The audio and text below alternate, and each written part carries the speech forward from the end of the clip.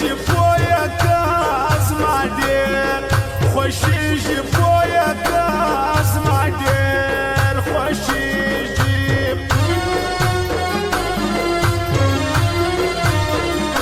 چې ستا واک ته عدالت وي وایه څوک به ملامت وي وایه څوک به ملامت وي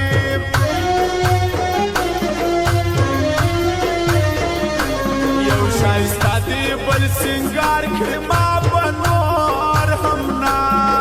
قرار کړي ما به نور هم نه قرار کړي